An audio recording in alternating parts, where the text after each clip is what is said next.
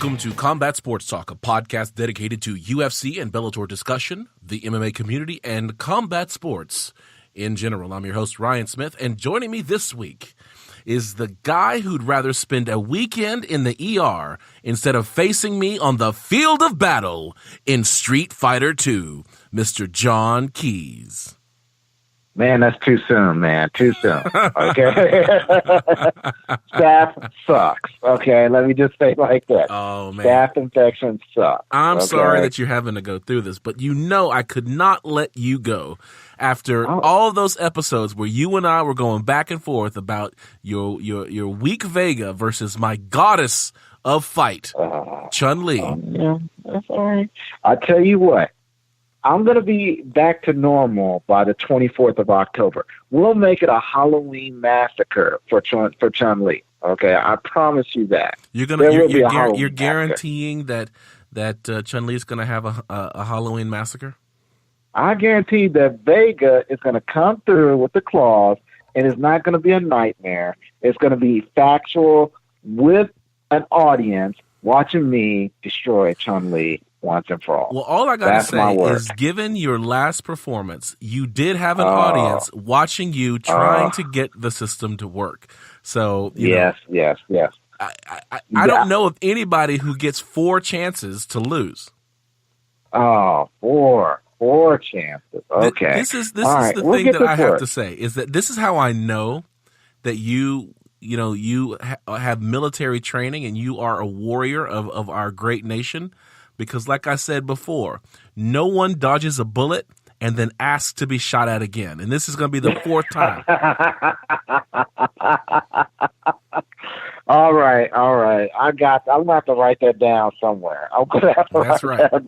Yes. Okay, that's a good one. I will keep that. All right. So we were gone for a week, and the world of MMA passed this combat sports talk goodbye. We missed UFC Moscow. We missed Triple G and Canelo. We missed Bellator 205. We missed UFC Brazil. So what do you think about that, John?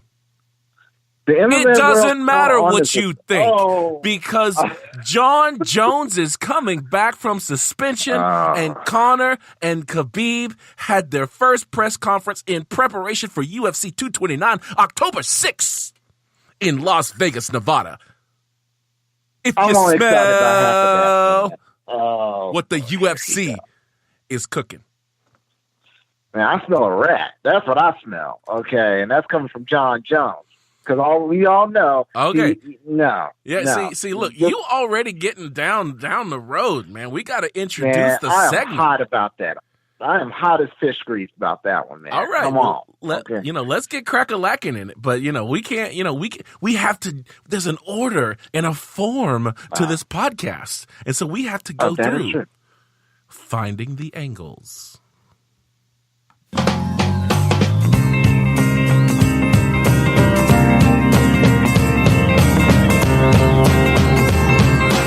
Finding the Angles. This is Finding the Angles. This is where we look at the headlines making waves in the world of the UFC and MMA. And so we are going to start off. Which one do you want to do? Do you want to do Jon Jones first? Do you want to do Conor and Khabib first? We'll do Jon Jones first, because Conor and Khabib is a lot more interesting. A lot more things happen in that press conference than a lot of people realize. Go ahead with Jon Jones. Jon Jones returns to UFC eligibility October 28th. UFC star Jon Jones will be eligible to return to competition by October 28th. That is 15 months after failing the second drug test of his career. The United States Anti-Doping Agency, aka USADA, announced last Wednesday that it had suspended Jon Jones for 15 months. Now, this suspension is retroactive back to the date that he got popped. So that's July 28th, 2017. Now, originally, Jon Jones was suspended for 45 months, but 30 months of that got commuted or ended. You know, what do you think that is? Well, man, there's another headline that's going on in our world today in the United States, where somebody, sung like a canary. Tweet, tweet. And tweet. And was sentenced to, 14 days in prison because he snitched, he rolled over, he flipped, he dropped dime. He turned on his leg. He became a Teresi. That's what's going on. Okay, and that's what Jon Jones did. Okay, so absolutely. So for those of you who aren't following along here, Jon Jones was able to get 30 months of his suspension. Now, we've been talking ever since, the week following July 28th. So, what is that? That's like August 4th, 2017. We've been talking about the fact that Jon Jones, having been popped, was facing 48 months or 4 years of suspension. And the fact is that at this point, that would be almost a career ender for him. I mean, he's still relatively young, but the world of the UFC was going to pass him by like it passed us by. We were gone for a week, and we missed 3-4 fights. That is crazy. Jon Jones gone for 4 years? Yeah, that's a whole evolution of the sport. The dominance that he once had would be gone. But he got 30 months commuted, 15 months starting at the date that he was popped, means he will be ready in 1 month from now. So how did he get that? How did they make that happen? Well, I'm sorry. Go ahead. So there is a rule. It's Rule 10.6.1.1. And basically what it says is that if the person who is under investigation, a.k.a. Jon Jones, provides substantial assistance to USADA, which means turn in state's witness, then they are able to commute his sentence at their discretion. They took 30 months off. What kind of data, what kind of information do you think Jon Jones had to give up in order to get almost 3 years taken off of his sentence? All I can say is that Misha Tate said it best. All the people that have said something or did something in front of Jon Jones, you could probably hear their heartbeats across the state right now. Ooh. Okay? Anybody that's done something, they're on notice right now because Jon has snitched them all out as far as I'm concerned. So USADA saying that no, Jon Jones hasn't snitched because they are liars. And the actuality is that as long as he cooperates with them, so if they come to him asking for information, what was that Starsky and Hutch? They had their informant. His name was Pookie Bear or something like that. Huggy Bear, man, Huggy Bear. I'm sorry. Listen, I got close. Huggy Bear. Jon Jones went Huggy Bear on this. It's not like he did. Minus the style, right? Yeah, minus the style. And the platform shoes with the goldfish. But, So Jon Jones goes Huggy Bear. He turns state witness. He's the criminal informant for the USADA. They say he hasn't turned anyone in or said anything, but he still has to answer their phone when they ring and drop dimes on anybody they ask about. Which I'm sure he's already done. I'm sure he's already I'm pretty sure. I think Jackson Winklejohn's ranks are about to be thinned out pretty good. Well, if Cowboy Cerrone doesn't do it first, we talked about Cowboy Cerrone and the war he's waging with Mike Winklejohn. The crazy thing is that that used to be the premier gym. Like when you thought about the apex of fight gyms where the greatest fighters in the UFC were coming from, it was Albuquerque, New Mexico. It was Jackson Winklejohn, specifically Jackson. Yeah. But they joined forces, became Jackson Winklejohn.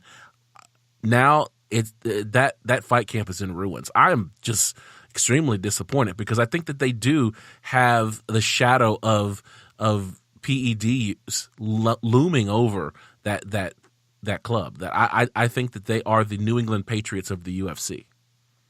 Whoa, that's deep. See? So does that make Jon Jones like the Tom Brady of UFC? You know what? Of MMA itself. I don't know. Look, I won't go so far as to say MMA, but definitely if Jackson Winklejohn is the New England Patriots, then Jon Jones would have to be he would have to be Tom Brady, which makes Greg Jackson the coach. Belichick. Oh, Bill Belichick. Oh, I wouldn't give it. See, I don't know, man, because if you really go back, things didn't start going weird until Winklejohn became in the picture, because beforehand, Greg Jackson by himself, it was pretty much, if Greg Jackson was in your corner, you were winning that match. Yeah, okay, he was.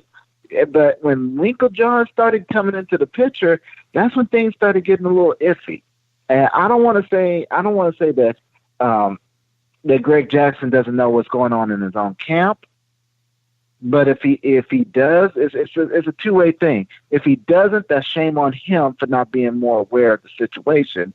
And if he does, that's especially shame on him for letting for doubting his own ability to be a ring tactician and letting them do something like this. Okay. So I mean, it's pox on his house, man. So here's my last question for you. Now that we have sufficiently clicked our tongues in admonishment for Jon Jones and him turning criminal informant, I got one more question for you. How stoked are you that he is back, dude? He's gonna be whooping folks. I'm about as excited as Daniel Cormier is. Okay. Well, Daniel Cormier is not excited at all. Okay. At all. He is. You know what happened? He wasn't expecting it. Okay. If you saw the first interview they showed, after they announced it, he was one of the first people that they asked, and he was not expecting it. Nor does he want any part, because he knows now that Jon Jones is back. He is coming for him.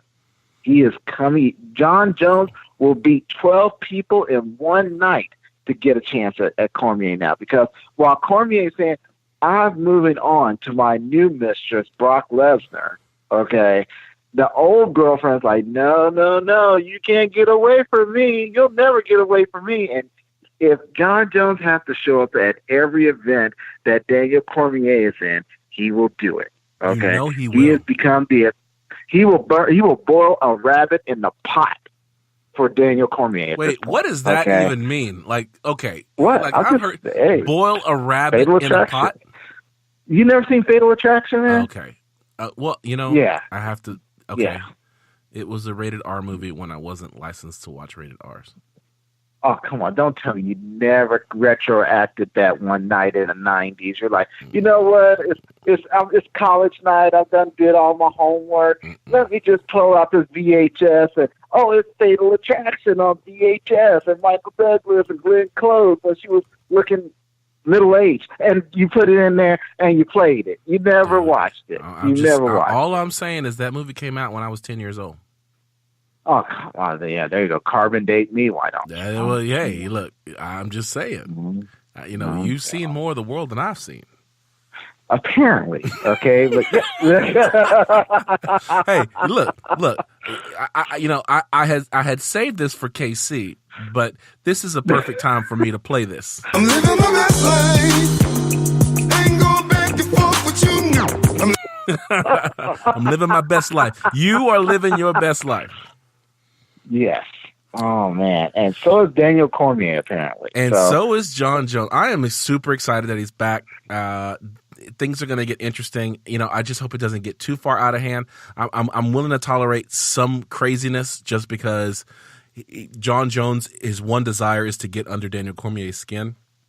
So I'm willing to tolerate it. But hopefully it doesn't get too ridiculous. Like, when I think ridiculous, I'm thinking the Conor and Khabib press conference, man. That, like, we have been building up for. They've kept these two apart. They've let Conor McGregor take pictures with his little baby.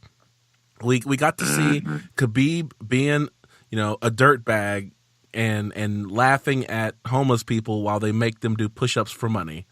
So, we've got these different perspectives on these fighters, like that they're out of characterness. And so now we're finally getting to see them come back together. Khabib the normal Khabib that we expect and the outlandish Conor McGregor. What's going to happen when they come face to face? UFC's been teasing it. We finally got to see it, and it was a hot mess. Don't you agree? Do you think it was a hot mess? It did not disappoint whatsoever. What? Okay. I was not they gave me thrills. They gave me chills.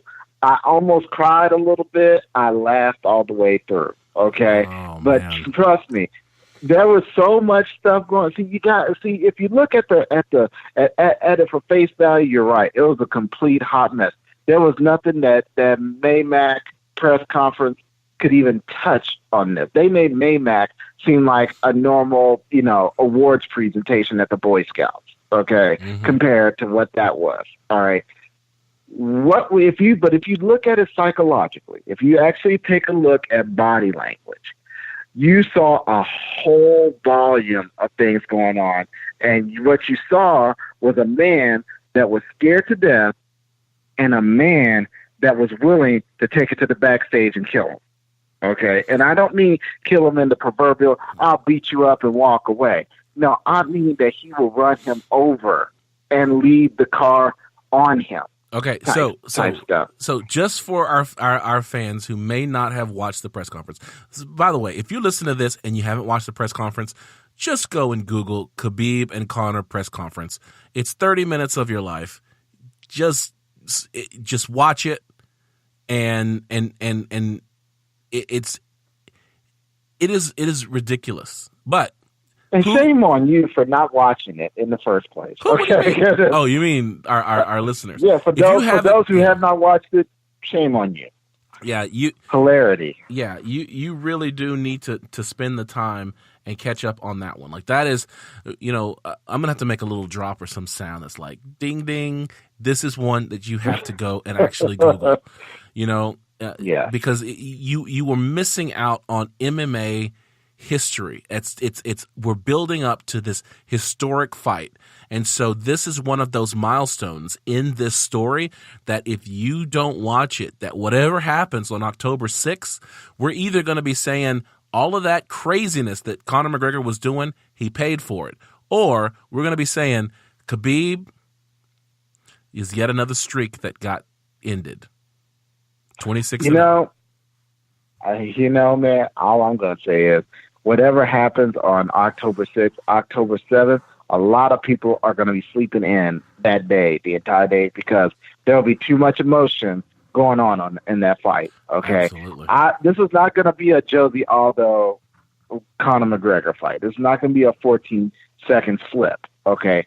This is going to be a slobber knocker. That's it. It's going to be a slobber knocker. Okay. There will be no love lost. I'm pretty sure there's going to be extra security that entire week that they're there. We're lucky there's going to be people allowed in by the octagon. Okay, let's just say it like that. So let's go over the press conference for those of our fans who didn't get to see it yet. This was a media only press conference. Normally when we do press conferences, it's full of fans. This time it was media only. Conor announced his Proper 12 Irish whiskey, so you know that he was starting a whiskey brand. He wanted to call it Notorious, but that name was already taken and he got sued. So his new whiskey is going to be called Proper 12. And then after he poured himself a drink, because he asked for someone to bring cups, which they did, he offered Khabib a drink, which Khabib is a devout Muslim, so they don't drink. And so you could see right there, he's already starting to try to push buttons. Yes. Well, he was trying to push buttons from the get-go. I mean, he was really trying to – that was the first real jab that he put at him. And, it was like you could see Khabib knew he wasn't going to win a verbal match with him. Okay? You could already see that. Nobody's winning a verbal match with Conor McGregor. If anybody ever saw his highlight videos, forget about it. Unless you are The Rock or you're Chael Sonnen, you're not, or maybe Ric Flair. I'll give Ric Flair a chance. But you're not beating Conor McGregor in a verbal fight. So he sat there and he took it. And he tried to be as calm as he could be about it. Conor attacked Khabib's Dagestani heritage. his association with Chechens and you know the rivalry that he has with Artem Lobov. You know, Khabib tried to respond, but it's unfortunate because Khabib's, you know, it's funny. I didn't realize how bad Khabib's English was until it's sitting next to Conor McGregor yelling into the microphone. Well, see, he got it. See, that you could always tell a person's true accent when they get excited or agitated. Okay, it's not that you know. I'm not saying that Khabib is speaking the Queen's English by no means. Okay, but sitting there taking 15, 20 minutes of Conor mentally attacking you, and you're just sitting there and you know being stone cold at just being hard, and then he starts going in on your personal stuff, and then when he talked about Artem Lobov. That's when I think that was Khabib's snapping point, because that's when you started seeing him getting amped up about it. He was like, you know what? There's levels we're going to go, and let me show you where I can go. So, and they really started going at it. It was interesting. There was a part in the exchange where, you know, Conor was talking about how, you know, that his people lived on the land in Russia, and then when the Russians came through, basically pushed Khabib's people to, you know, the mountains, you know, and so Khabib responds and is like, well, what about the English? You know, he's like, English isn't your first language. The English came in, and you know, and Conor was like, my people fought the English and da-da-da-da, and Khabib's like, yeah, but you're speaking English today. And I'm like, I was like, you know what? For a guy who is quite, he's like, I still speak my language. I speak Russian. He's like, you know, regardless of what happened to my people, I still speak Russian, but you're speaking English today. So what happened to it? So Conor was like, starts yelling things into the mic in, I guess it's Gaelic, but it doesn't matter, because I'm going to be honest with you. I don't think Conor is fluent in Gaelic. I think Conor knows how to say some cuss words, and that's about it. Because when he started yelling, like it didn't seem fluent. Now that just may be me, and so that was a huge burn. Like when Khabib's like, "Yeah, but you're speaking English now, aren't you?" Boom, got him. Yes, and you saw Conor get really. He went to an 11 at that point. He did. Okay. Conor was trying to get Khabib killed. You know, he's trying to get him disappeared. He's trying. Because he said something very cryptic, okay, about him not showing up.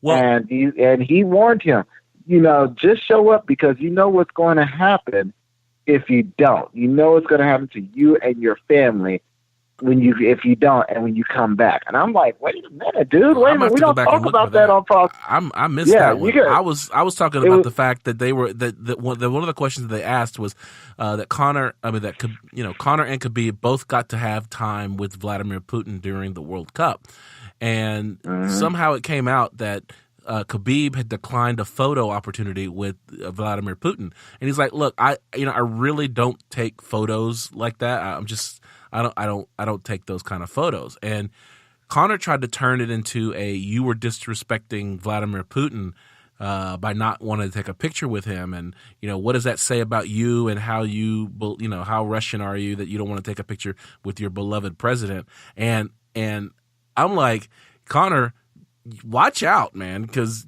we actually want to see this fight. Like, don't be bringing Vladimir Putin into this, because if you bring VP in there, man, there's no telling. He was probably sitting in his office, you know, shirtless, of course, because you know that's how he does. That's how he makes his decision. And he's looking at the press conference. He's like, you know what? He is right. He is right about that. Send Maybe the poisoners. Do something. Yeah. Let us. What is that stuff we used in Britain? We'll use that on you, something like that. So, but you know, yeah, he made a threat to him. He made a cryptic threat to him. If you go back, and it was towards the end of that exchange that he was like, you know, when he was telling him to just show up on weight, you know, to act like you want to back down from this fight. and see what happens. See what happens to you. See what happens to your family when you go back. Dishonor on you. Dishonor on your cow. No, sorry. Sorry. That's Mulan. Not the cow, man. Come on. That's one of my favorite lines. Dishonor on your whole family. Dishonor on you. Dishonor on your cow. So let's go to one more. The face off. Conor tried to pick a fight with Khabib's corner, and it got very intense. Dana White had to jump in and direct Khabib's corner not to come on stage. Like, stay where you are. Do not escalate this. Like, it was the energy there was palpable. I mean, it was electric with those two standing next to each other, and they get, Conor gets face to face with him, staring him in his eyes and starts talking to him. Khabib is frozen. Like, I was calling him the Dagestani Nama Yunus. Like I said, he who flinches is going to lose. There was no flinch. As far as I'm concerned, Conor flinched the entire time. Okay, he was scared, but he was talking a lot of mess, and we know he was scared. But he was that scared, like, screw it, I'm going to go fight this guy. I may not make it through the night, but I'm going to fight him, and that's what Conor was doing. Meanwhile, on Khabib's side, I don't know why we call him the eagle. He should be the bear, because he's going to maul him. I said the same thing. He's going to maul him. him. He may bite him on the head, and his eyeball, and Conor's eyeball may pop out. So, I don't know. Something violent is going to happen in that ring. I think that the Dagestani symbol features an eagle, which is he's going. Yeah. Khabib is going to kill him. He's going to try to kill him. I've never. You know what? I've seen that look before, and I'm not going to exactly say where I've seen that look before, but I've seen that look before that Khabib was getting him. Yeah. That was not makeup. That was real. Okay, that was real. Okay, so, people. He's messing with a killer. The coat of arms of Dagestan features an eagle, which is where the name comes from. And I'll take this opportunity to say, in honor of Khabib, the eagle, Nurmagomedov, fly, Eagles fly. No. Wrong kind of eagle, but that's okay. I saw what you did. Let's go on. Let's go on. With less important headlines here. Tyron Woodley to undergo hand surgery, out for 8 to 12 weeks. We were thinking that fight card in November, which is supposed to take place at Madison Square Garden, was going to get the Tyron Woodley and Colby Covington treatment. But apparently Tyron Woodley's out for 8 to 12 weeks, which means he's going to miss that November card. So it still doesn't have a main event. It's his right hand that he's going to have surgery. And we'll have to see the Woodley show sometime in January, February. That's what it's looking like. I heard Diaz versus Poirier names thrown up in that mix. No, Poirier's already on that card, right? So they're gonna elevate that to the main event. I think they are. That's okay. The dirty word, but that's neither confirmed. So let's not make this a breaking news. But they don't know what they're going to do at this point. But that's the names I've been hearing. So Dana White excluded Jon Jones from that fight too. Well, Dana White also said that women shouldn't be fighting in the UFC. So, I believe Dana on this one though. I don't think Jon Jones is going to finish up his suspension October 28th. You're not going to get into the ring in November. Like, that's crazy talk, huh? Unless he's been what's the word? Toning down and, keeping in shape and, just to be like, oh, by the way, I'm in proper shape to fight anybody that you throw at me at this point. It could be one of those situations, because I don't think USADA banned him from training, did they? They just say he couldn't They can fight. stop him from training. He just can't fight.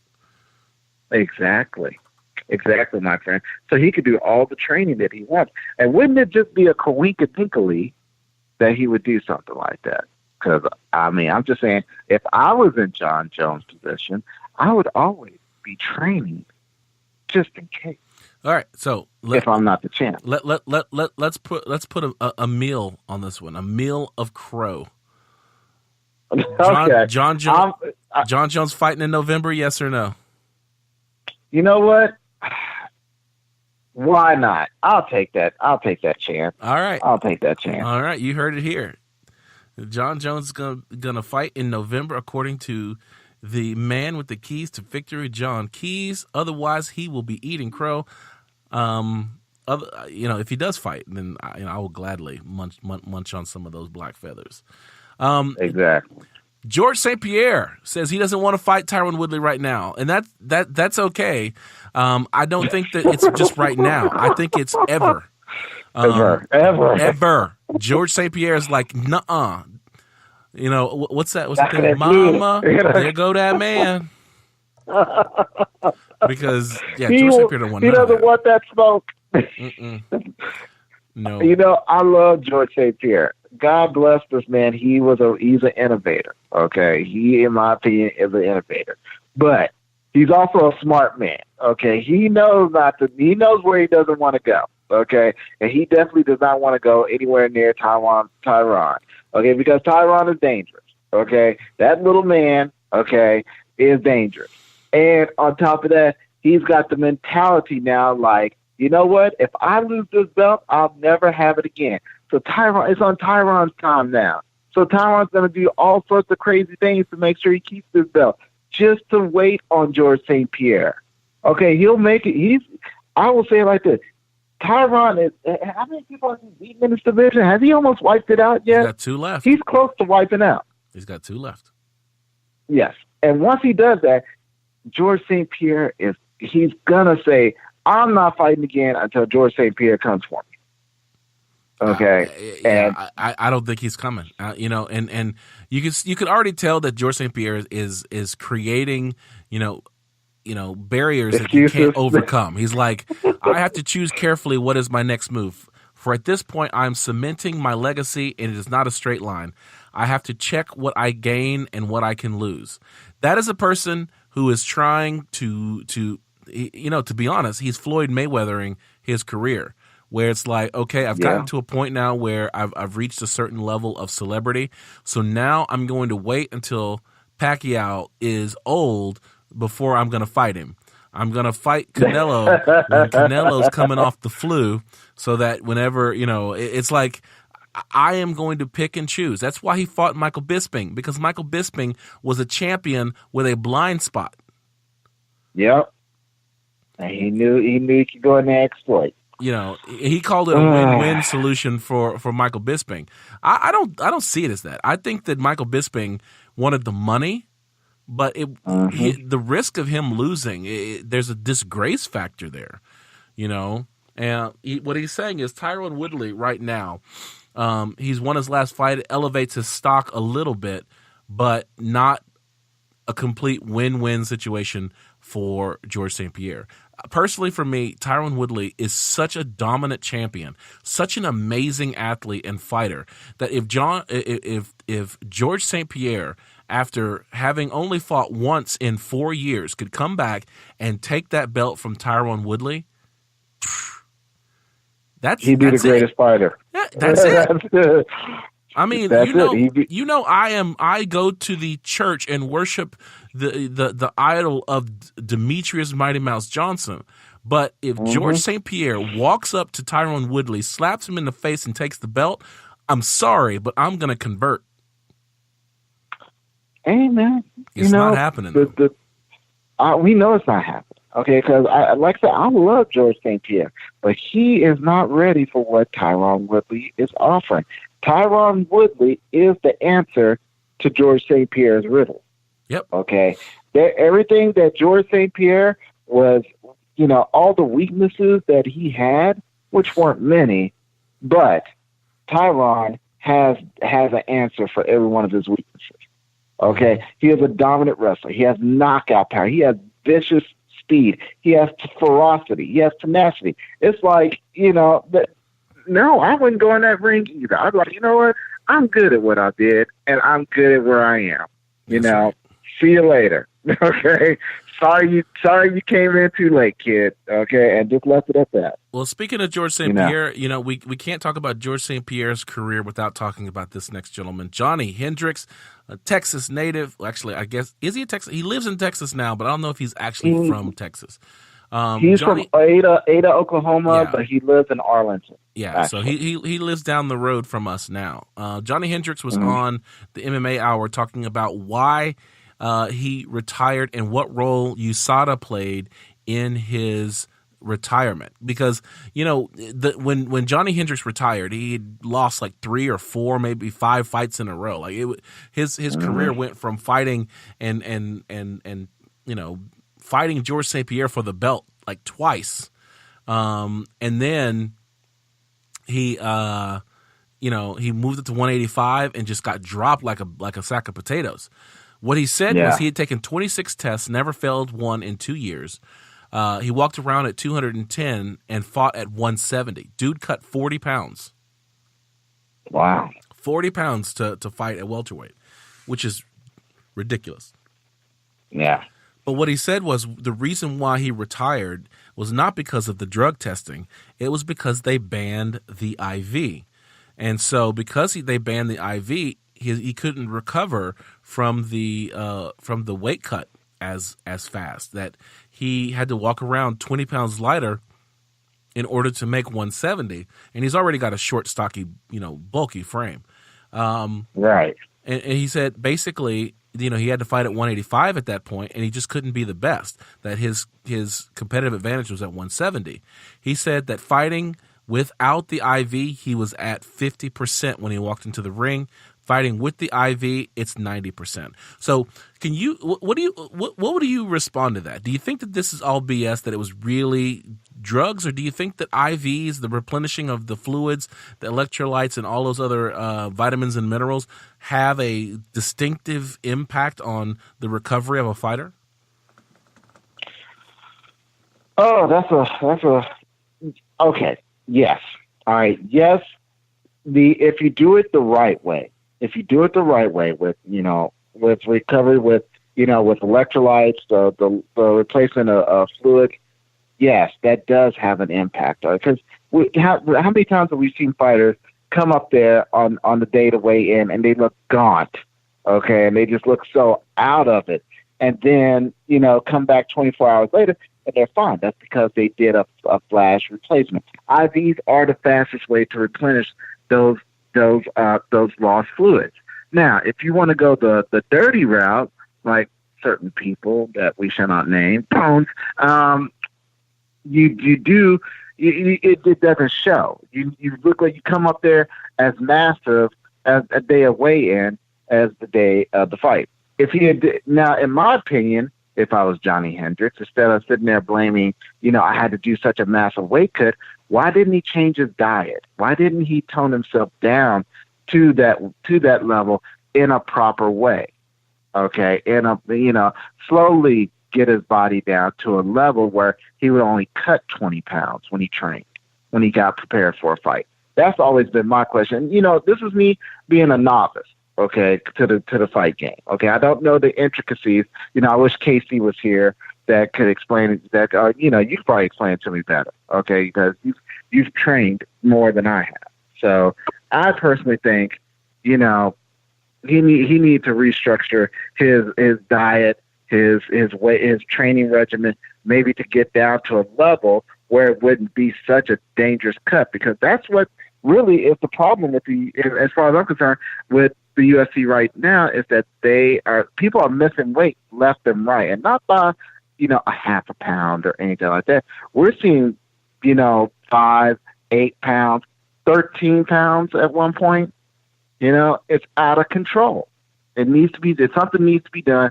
Something needs to be done drastically, where these fighters can still keep a competitive advantage and not miss weight. All right. So we're going to go rapid fire. I'm going to get some reactions from you. The Prodigy is coming back. BJ Penn is fighting UFC 232 on December 29th. This is your Masters division. Are you excited? Yes or no? Yes, but it's going to be heartbreaking. All right. Black Zillion's founder, Glenn Robinson, died of a heart attack last week.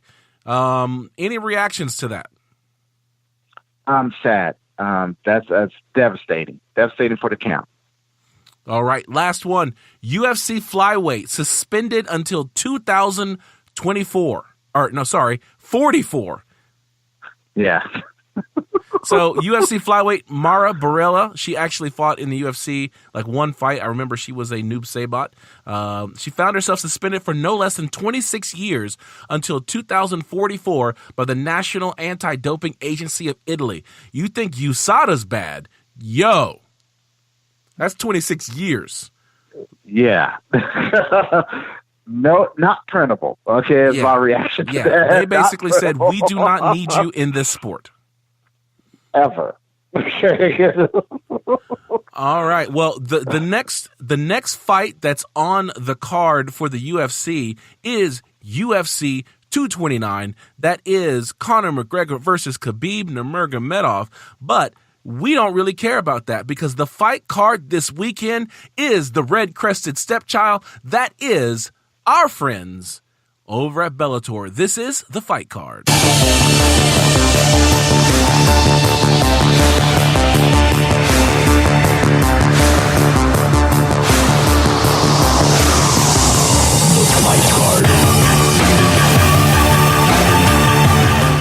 All right, so this is the fight card. I got to do this. I felt compelled to do this.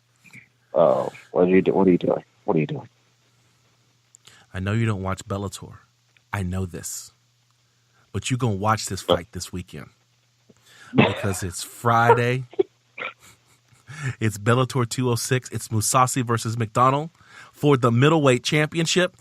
It's Quentin Rampage Jackson versus Wanderlei Silva. It's Douglas Lima versus Andrei Koreshkov. It's Aaron Pico versus Leandro Higo. And then Kerry Melendez versus Dakota Zimmerman. But, yo, this has so many great fights on one card. This is probably the best card Bellator has put together. I have not been this excited about Bellator in eons. Since I have learned to spell Bellator, since the creation of the term red-crested stepchild, I have not been this excited about a card, Bellator 206, and I poo-pooed the idea of Mousasi fighting MacDonald, but I am so excited about what they put on this card. Dude, it's going to be great. Versus MacDonald, that's going to be great. That's going to be it's going to be a slow starter, but it's going to be a vicious fight, dude. Okay, that is going to be such a good fight. And then we got Wanderlei versus Rampage. I mean, are they still fighting that? What weight are they fighting at? Because I know last. Heavyweight. Oh man, it's going to be. He didn't. Rampage might get his butt kicked for this one. Okay, Nope. Because. You don't think Rampage is going to get his butt kicked? Well, I don't want to make any flash picks. I'm not making any fight picks. But all I got to say is Wanderlei Silva does not have a lick of wrestling.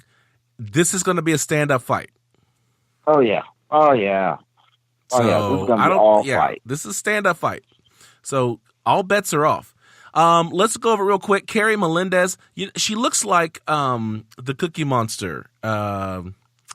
Carla Esparza. She looks just like Carla Esparza. Dakota Zimmerman does not have a picture, so she is a noob sabot. I don't have any. I've not seen either of these fighters fight, so I just don't.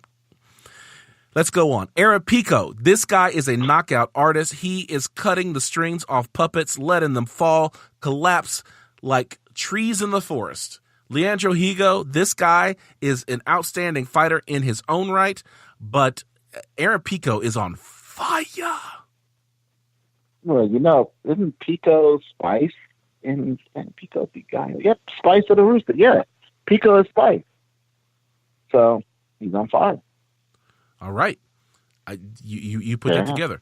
The start of the welterweight Grand Prix. You thought that the heavyweight Grand Prix was exciting? Not really. But the welterweight Grand Prix is going to be amazing. This is the first fight of the welterweight Grand Prix, former welterweight champion Douglas Lima fighting Andrei Koreshkov. I was listening to the breakdown of this fight. You've got Douglas Lima, who is a powerful striker, good everywhere, on the feet, on the ground. You got Andrei Koreshkov, who is a great counter striker who can take over a fight and control the cage. This is going to be an exciting fight. I say that this is a 50. I would say it's a 50K contender, but guess what? Bellator doesn't pay bonuses for great fights. Get on board, Bellator. Come on. This is going to be fight of the night. This would be fight of the night if it was UFC. Well, they got to pay their fighters something. Okay, so let's not get too excited about the bonuses. They'll get there one day, just not today. All right. Quentin Rampage Jackson versus the Axe Murderer Wanderlei Silva. This is at heavyweight. This is another one of those Masters division fights. Like, these fighters should really not be fighting. Their careers have passed by, but it's a great throwback as a co-main event for the Gegard Mousasi Rory MacDonald fight. I'm excited about it because it's going to be a knockdown drag out fight. They're going to punch each other to death, but it's not like that fight is relevant. Well, it is relevant to the history of Rampage and the Axe Murderer. This is their fourth encounter. This is their fourth encounter. So there will be no good blood in this. There will be bad blood. All right, and with the emphasis on blood. Okay, don't expect a finish. If this goes to a finish, they need to retire. Okay, they both need to retire and call it a day. Loser goes home. Tired to beat each other. Yep. No, both of them go home. If it goes to the judges, they both need to go home. All right. Seriously. Oh, wow. All right. That's how I feel about it, because if you've seen their previous fights, they never made it to the judges. Okay, they never made it to the judges. So if they make it to the judges on this one, that's a sign of the times that, hey, maybe you need to go ahead and leave the gloves in the ring. Oh, wow. Last fight, Gegard Mousasi versus Rory MacDonald. Rory MacDonald is the welterweight champion. He won that belt from Douglas Lima. Gegard Mousasi basically had a late fight replacement, I believe it was, came in and won the middleweight belt. Neither of them have defended it, but they turned this into a super fight. That is our main event. Two former UFC fighters, now champions in Bellator, going head-to-head for the middleweight title. Rory MacDonald is also training for the welterweight Grand Prix, so he could go into the welterweight Grand Prix if he wins this fight as the middleweight and welterweight double champion of Bellator and fighting in a Grand Prix. Like, I think that this very quickly becomes the Rory MacDonald story, the Red King of the red-crested stepchild that is Bellator. So let's go through. That would be appropriate. Let's go through flash fight pricks here. Aaron Pico versus Leandro Higo. Who you got? I got Pico, man. Pico is fire. I'm going with Pico. Douglas Lima versus Andrei Koreshkov on the first round of the welterweight Grand Prix. I'm going to go with Douglas Lima because it's very rare that I bet with the Russian. So, I'm going with Koreshkov. Yeah, even though, it's spelled like David Koresh and, I've got, ties to Waco. Oh, man. That guy could be on fire. All right, Quentin Rampage Jackson versus Axe Murderer Wanderlei Silva. Who do you have? That's hard, man, because at heavyweight, Quentin doesn't look good at heavyweight. So for the first time ever, I'm going to go with Wanderlei against Quentin Rampage Jackson. I'm going to say Wanderlei is going to destroy him. All right. I think it's going to go to the judges. I think Quentin Jackson gets it done. And we'll see if they leave any of them leave their gloves in the ring. Finally, Gegard Mousasi versus Rory MacDonald. Who do you have? Man, such a beautiful fight. I see it going to the judges, and I see Gegard winning. I do see Gegard winning. And still, so what I'm going to do is I'm going to go with Rory MacDonald to make this a true crow-eating call. You're double exposed on this card. So Gegard Mousasi for you, Rory MacDonald for me. Somebody is going to be eating crow. Follow us on social media. On Twitter, I'm at CST Ryan. And I am at Keys to Victory with Best Keys with an EF. All right. You can check out the website at www.combatsportstalk.com. You can find us on iTunes, Spotify, SoundCloud, Facebook, and Instagram. We have merchandise on Amazon.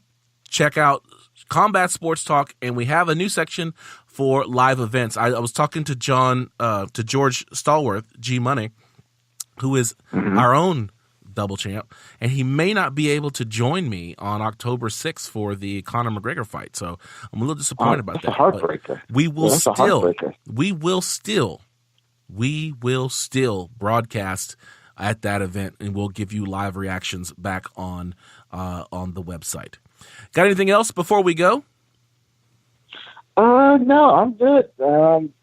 Everybody just be safe, watch a lot of violence this weekend, and have fun. All right, here we go.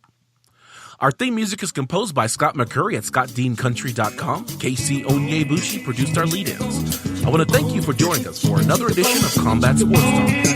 For Jon Jones, I'm Ryan Smith, reminding you to keep your hands up, your chin up, and throw balls.